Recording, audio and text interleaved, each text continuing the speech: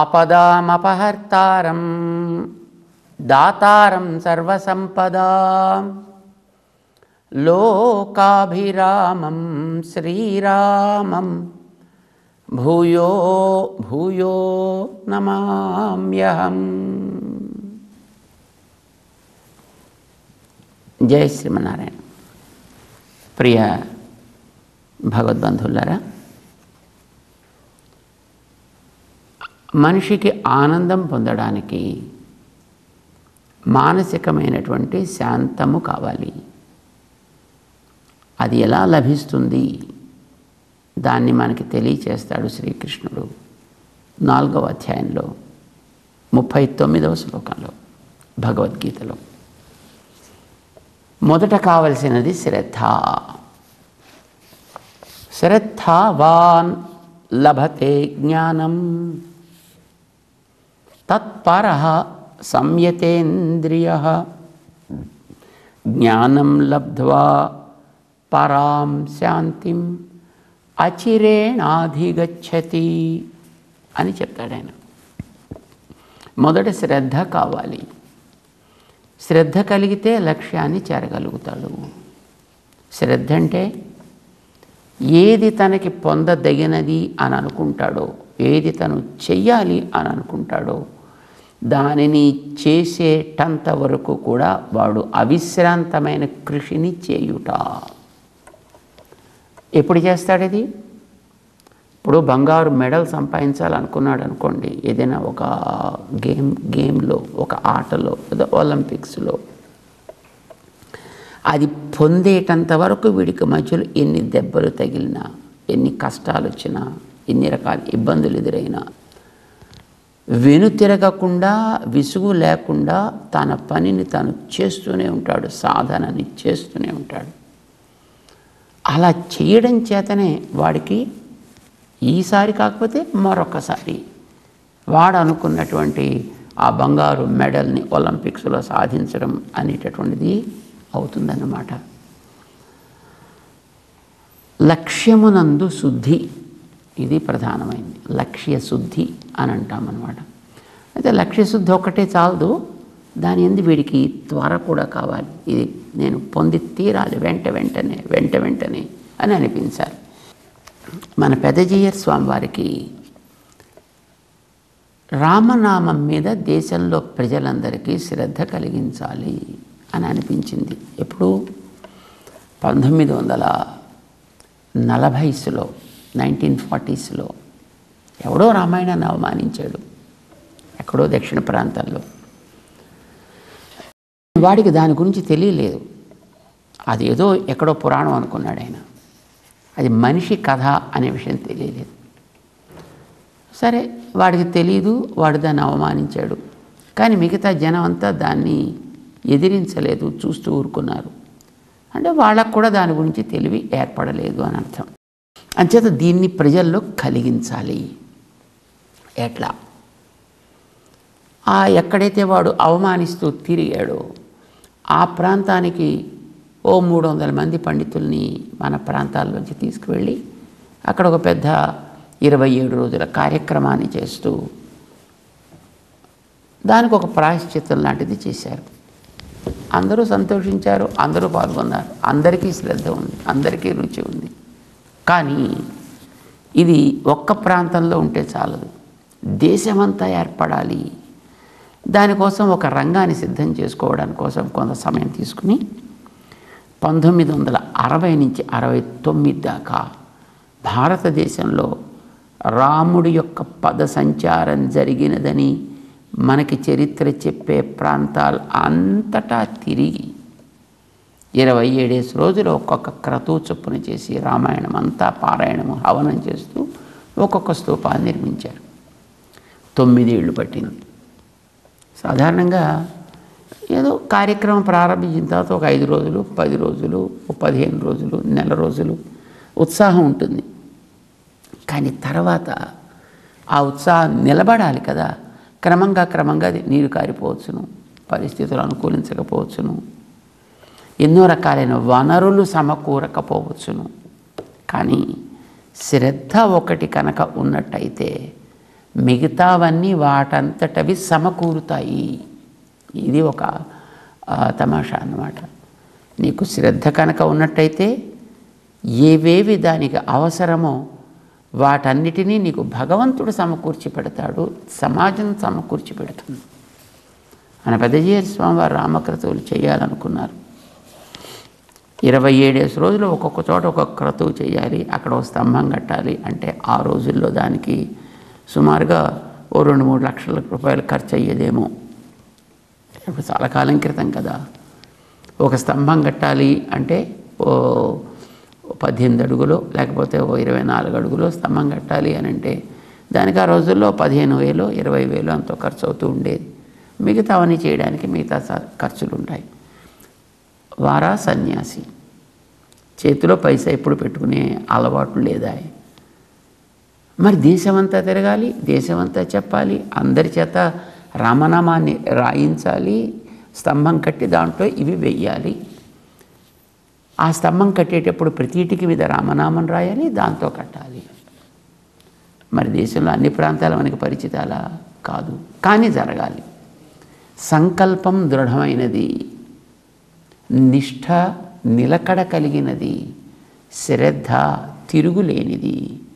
అంటే దాని యందు రుచి ఉంది, దాని యందు ప్రేమ ఉంది, అది జరగాలనేటటువంటి త్వర ఉంది వారిలో.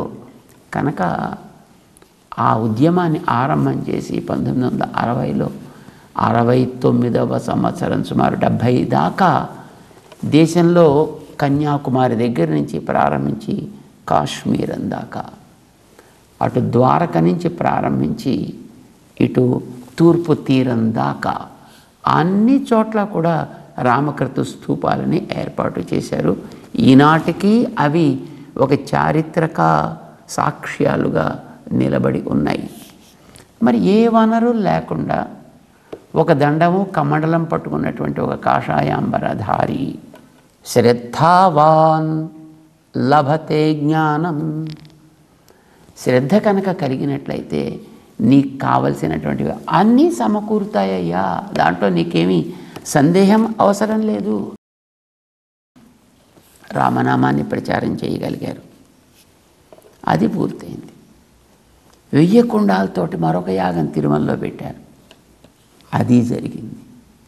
4,000 మంది వేద పండితులతోటి ఒక ఆల్ ఇండియా వేదిక్ కాన్ఫరెన్స్ చేయాలనుకున్నారు ఢిల్లీలో 73వ సంవత్సరంలో, జరిగింది.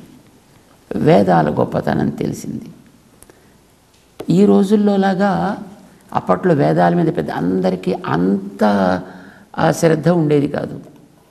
ఇప్పుడు వేదాల మీద అందరికీ భలే ప్రేమ కలిగింది. ఇది మనకి సంతోషించాల్సినటువంటి విషయం. కానీ ఆ రోజుల్లో వేదాల మీద ఏదో తెలుసును, కానీ అది ఏమిటి, ఎక్కడ దొరుకుతాయి, ఎలా దొరుకుతాయి అనే దాంట్లో పెద్ద అవగాహన ఉండేది కాదు. దీన్ని అందరికీ అందేటట్లుగా, అందరికీ దీని యందు శ్రద్ధ కలిగేటట్టుగా చెయ్యాలి అని అనుకున్నారు.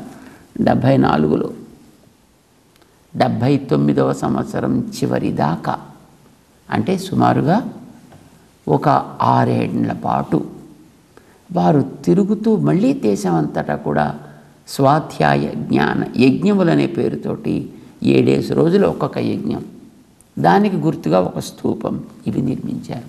ఎట్లా జరిగాయి?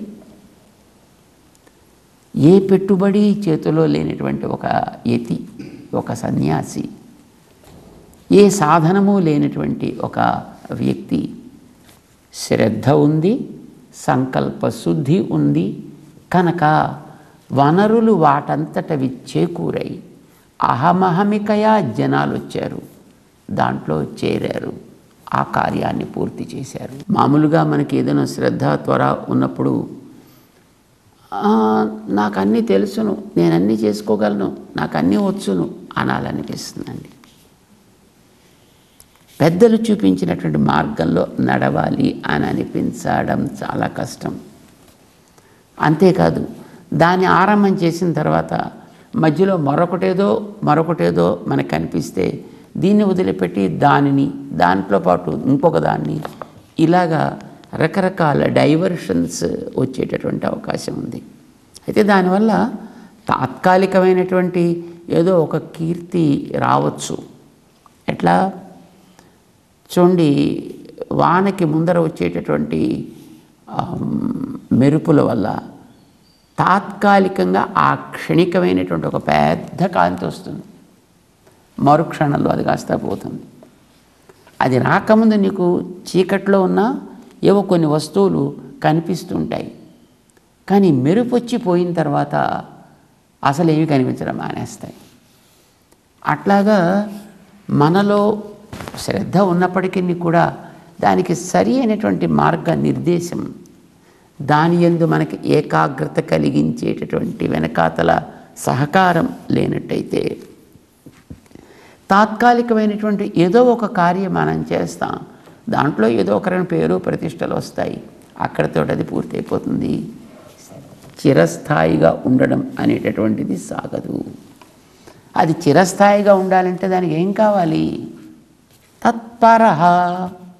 తర్వాత చెప్పాడు దానికి ఏదైతే మనకి చెప్పామో దాని నియమితమైనటువంటి మనస్సు కావాలి, శ్రద్ధ త్వరతో పాటు ఏకాగ్రత కావాలి.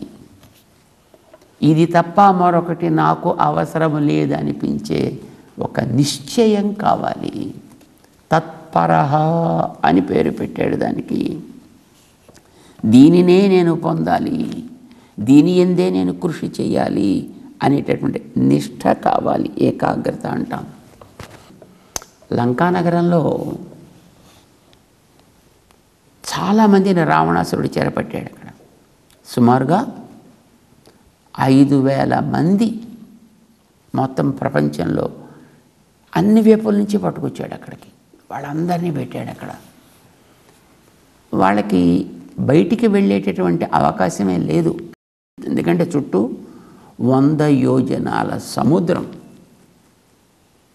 ఆ సముద్రంలో కూడా భయంకరమైనటువంటి జల జంతువులు కనుక ఎవరు వాళ్ళంతట వాళ్ళు దాంట్లో బయటికి తప్పించుకొని పారిపోయే అవకాశం అయితే లేదు.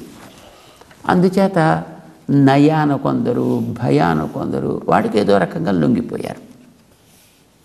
సీతమ్మని కూడా అట్లానే పట్టుకెళ్ళాడు ఆయన. సీతమ్మని కూడా అట్లానో నయానో భయానో లొంగించుకుందామని అనుకున్నాడు ఆయన. మొట్టమొదట పాపం చెప్పాడు ఆయన, హే సీతే, నీ మనసు కనుక మార్చుకున్నట్లయితే మీ నాన్నగారికి నేను బోల్డంత సంపదలు ఇస్తా అన్నాడు ఆయన. అంటే ఆడవాళ్ళకి పుట్టింటి వాళ్ళ మీద అంత ప్రేమ ఉంటుందనే విషయం వాడికి బాగానే అనుభవం వచ్చి ఉంటుంది. అందుచేత మొట్టమొదటి పాపం ప్రలోభపరచడానికి మీ నాన్నగారు జనకుడు ఉన్నారు కదా, ఆయనకి నేను బోల్డంత సంపదలు, బోల్డంత కీర్తి వచ్చేట్టుగా చేస్తా అన్నాడు ఆయన. లొంగలేదు, భయపెట్టాడు, రకరకాలుగా భయపెట్టాడు. నీకు ఏడాది టైం ఇస్తున్నా, ఈ లోపల కనుక మనస్సు మార్చుకోకపోతే, మొట్టమొదట ఒక ఏడాది టైం ఇచ్చాడు. 10 నెలలు గడిచిన తర్వాత నీకు ఇంకో 2 నెలల టైం ఉంది, ఈ లోపల కనుక మనసు మార్చుకోకపోతే ఏం చేస్తావు? ఏం చేస్తానేమిటి? నేను పొద్దున తినేటటువంటి ఆహారంలోకి నిన్ను శుభ్రంగా వండి నాకు వడ్డిస్తాడు సుమా. ఇంతలా చెప్పాడు ఆయన. కేవలం తను చెప్పడమే కాదు, ఆవిడ చుట్టూ సుమారుగా 700 మంది రాక్షస స్త్రీలని, వికృతాకారాలు కలిగినటువంటి వాళ్ళని. సుందరకాండలో వాళ్ళ ఆకారాలు వర్ణిస్తాడు వాల్మీకి భగవానుడు, ఎవరెవరు ఎలా ఉండేవారు అనేది. చదివితే మనకే గాబరా పుడుతుందన్నమాట, మనకే భయం వేస్తుంది. ఒక్కొక్కడికి ముక్కు ఇలా వేళ్లాడుతుంటుంది, ఒక్కొక్కడికి చెవులు ఇలా వేళ్లాడుతుంటాయి, ఒక్కొక్కడు దవడలు వేళ్లాడుతుంటాయి. ఆకారాలని అది చదివి చూడాల్సిందే. మరి అలాంటి ఆకారాలని ఎక్కడెక్కడి నుంచి వాడు సేకరించాడో ఆ రకమైనటువంటి స్పేషీస్ని మనకు తెలియదు. కానీ అలాంటి వాళ్ళని పెట్టాడు మొత్తం ఆవిడ చుట్టూను, ఆవిడకి మనసు మార్పు వచ్చేట్టుగా చెయ్యాలి అని. ఇంకా వాళ్ళని ఆదేశించాడు, మీ ఇష్టం వచ్చినట్టు చేయండి అయ్యా సీతమ్మని, మీరు ఏం చేయాలో. ఎస్, నయాన భయాన. అయితే ఆవిడకి ఒంటి మీద చేయి మాత్రం వేయడానికి వీల్లేదు, కానీ ఎన్ని రకాలుగా మాటలతోటి హింసించాలో మీ ఇష్టం అన్నాడే. ఆంజనేయ స్వామి వెళ్ళినప్పుడు లంకానగరంలో సీతని వెతుకుతూ ఆయన పైన చెట్టు మీద కూర్చున్నప్పుడు ఇలాగ రావణాసురుడు వచ్చి మాట్లాడి వెళ్ళిపోయిన తర్వాత ఆ చుట్టూ ఉండేటువంటి స్త్రీలు ఎలాంటి మాటలు మాట్లాడతారో అది విన్నాడు ఆయన. పాపం చాలా దుఃఖం కలిగింది అతనికి.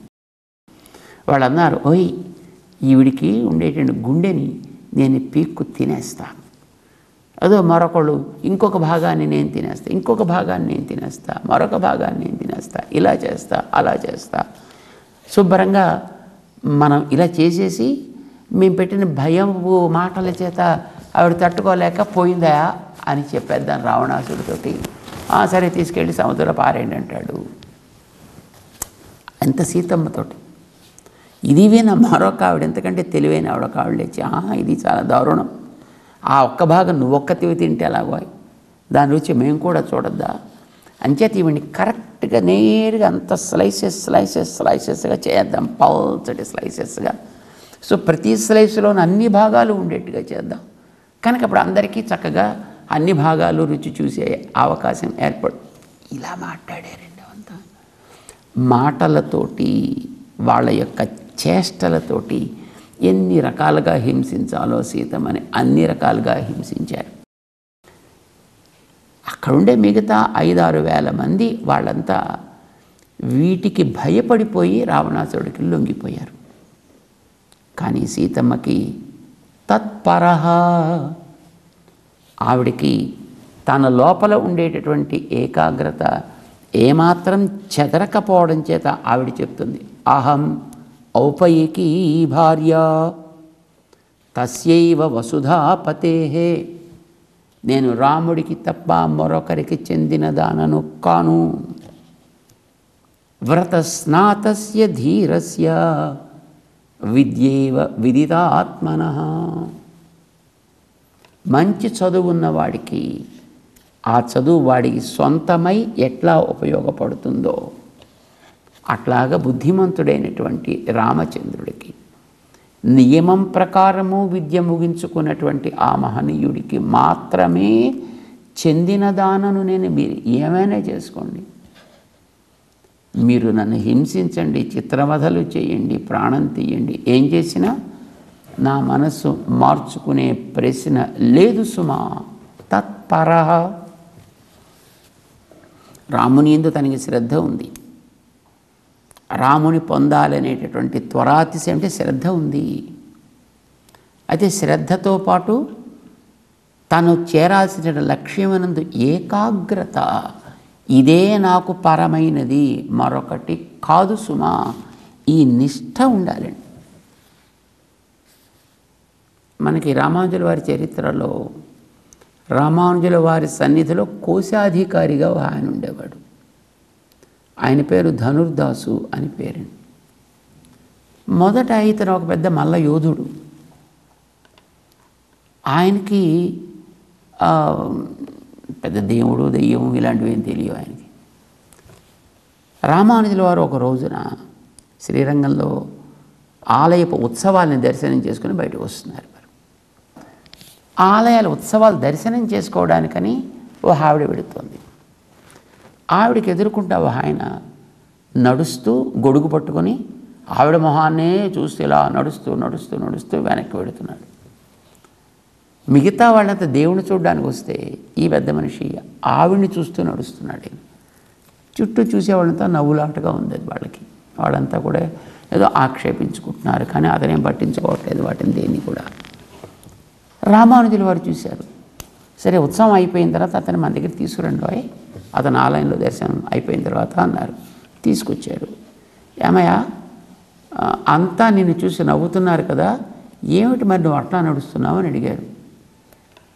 ఏమోనండి, ఆ నవ్వులు పట్టించుకునే తీరిక నాకెక్కడుందండి, నేను ప్రేమించిన ఆ నేత్రాలని కాపాడుకోవడానికే నాకు సమయం చాలటం లేదు. అంటే ఆ కళ్ళను అంతలా ప్రేమిస్తావా, ఎందుకని అని అడిగారు. ఇంతకంటే మించిన అందమైన కళ్ళు ప్రపంచంలో లేవండి అన్నాడు ఆయన. ఓ అలానా అంటే ఇతనిలో ఉండేటటువంటి ఒక యోగ్యత తెలిసింది రామానుజుల వారికి. అందాన్ని ఉపాసించే మనస్తత్వం ఉంది. బస్ నీకు ఇంతకంటే అందమైన కళ్ళు చూపిస్తే ఏం చేస్తావా, ఉండవండి ప్రపంచంలో అన్నాడు. నేను చూపిస్తే ఏం చేస్తావు, ప్రాణం ఇస్తా, సరే రా అని తనతో పాటు తీసుకుని వెళ్ళి రంగనాథుడిని దర్శింపజేశారు. అంతకుముందు ఎన్నోసార్లు వెళ్ళాడు ఆయన. కానీ భార్య చూసింది భగవంతుడిని. ఈయన ఆవిని తప్ప మరేమి చూడలేదు. ఈయన జత ఇతనికి తెలియదు. రంగనాథుడి నేత్ర సౌందర్యాన్ని అర్చకుల చేత ఆరాధన ఇప్పించి చూపించారు. ఈయన యోగీశ్వరుడు కనుక ఆయనకి ఆ తత్వాన్ని చూపించగలిగేటటువంటి సామర్థ్యం ఉంటుంది. దాన్ని దర్శింపజేస్తే ఆయనకి పాపం పిచ్చెక్కిపోయింది. ఇంతవరకు నేను చూసిన కళ్ళే కళ్ళు అనుకున్నా, కానీ ఇవి ఎక్కడి కళ్ళయ్యా, ఈ కళ్ళ కోసం నా జీవితం అంతా అర్పించేస్తాను, నేను మిగతాన్ని వదిలేస్తానన్నాడు ఆయన.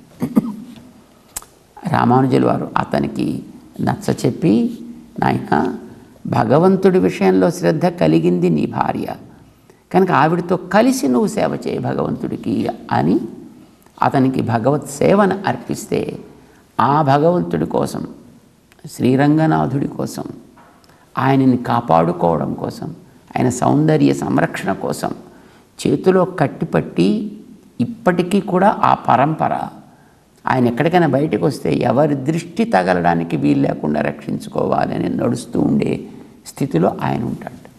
ఏకాగ్రత, తత్పరః. ఇదివరకు తనకి శ్రద్ధ దేనియందో ఉండేది, కానీ ఉండవలసిన దానియందు మహానుభావులైనటువంటి పెద్దలు చూపిస్తే దానియందు కలిగినటువంటి నిష్ఠ అతనిలో తన జీవితాన్ని, దంపతుల యొక్క సకల ప్రవృత్తులు కూడా ఆ భగవంతుడి కోసం వినియోగించగలిగేట్లుగా తయారు చేసింది. తత్పరత్వం అంటుంది. అంటే దాని యందు ఏకాగ్ర బుద్ధి, ఇది తప్ప మరొకటి మనకి ఇంకా లేదు అనేటటువంటి ఆ నిశ్చయం, ఇది ఉన్నప్పుడు శ్రద్ధ పనిచేస్తుంది. ఈ శ్రద్ధని, ఈ తత్పరత్వాన్ని కూడా పాడు చేసేవి మన ఇంద్రియాలు కనుక వాటిని కూడా స్వాధీనంలో పెట్టుకోగలిగినప్పుడే మనకి లభించాల్సినటువంటి జ్ఞానం మన మనస్సుని ఉద్రిక్తరహితమైనటువంటి స్థితికి చేరి శాంతమై ఆనందాన్ని పొందేటట్టు చేస్తుంది సుమా అని ఉపదేశం చేస్తూ అర్జునుడిని ముందుకు తీసుకువెడతాడు శ్రీకృష్ణుడు 4వ అధ్యాయంలో. జై శ్రీమన్నారాయణ.